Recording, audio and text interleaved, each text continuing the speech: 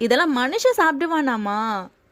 சோறு சாப்பிட்ற அளவுக்கு நம்ம கஷ்டப்படுறோம். ஏன் ஒரு இட்லி தோசை சப்பாத்தி பண்ண முடியல உன்னால? 10 ரூபா கூட இல்ல மாவை வாங்கி தோசையை சுடுறதுக்கு. கன்றாவியெல்லாம் நான் சண்டை போட்டிருக்கேன் எங்க அம்மா கிட்ட. எதுக்கு நீ இதெல்லாம் கொடுக்குற, இதெல்லாம் ஒரு சாப்பாடா அப்படின்ற மாதிரிலாம். பட் அப்போலாம் இந்த மரமண்டிக்கு புரியலைங்க. இட்டல்லையே 300 ரூபாய்க்கு மேல பழைய சோறை விற்பாங்கன்னு இப்போ திட்டினேன். இதே வாயாலேயே இப்போ இதனுடைய மகிமையை சொல்ல போறேன், கேளுங்க. சோறை சாப்பிட்றாதீங்க, வெயிட் போட்டுரும், அதுவும் காலையிலேயே சாப்பிட்றீங்களா பழைய சோறா, ஐயா குண்டாயிருவா அப்படின்னு சொல்லி பயமுறுத்தியே நம்மளை அது கிட்ட நெருங்க விடாம பண்ணிட்டாங்க. அதீதமான கூலிங் ப்ராப்பர்ட்டி இருக்கனால இப்போ அடிச்சு வெளுத்து கட்டுற இந்த வெயில சமாளிக்கிறதுக்கு நம்ம உடம்புக்கு தேவையான அனைத்து விஷயங்களையும் கொடுக்குதுங்க. கண்ட பாட்டில வாங்கி நம்ம ஃப்ரிட்ஜ்ல ஸ்டோர் பண்ணுவோம் ஜூஸ்ன்னு சொல்லிட்டு. பட் இதுல தாங்க நேச்சுரலான கூலிங் ப்ராப்பர்ட்டி இருக்கு. ஆனா கோளாறு நம்ம வெயிட்டை கரெக்டாக பேலன்ஸ் பண்றது. விட்டமின் பி இருக்கிறதுனால அன்னைக்கு நம்ம காலையில் பிரேக்ஃபாஸ்ட் எடுத்துக்கும் போது நாள் ஃபுல்லாக சோர்வு இல்லாமல் ரொம்ப எனர்ஜெட்டிக்காக நம்ம ஒர்க் பண்ண முடியுது. இந்த மாதிரி ஏகப்பட்ட பெனிஃபிட்ஸ் இந்த பழைய சோறில் இருக்குங்க. நான் சொல்லதும் மீறி நிறைய இருக்கு.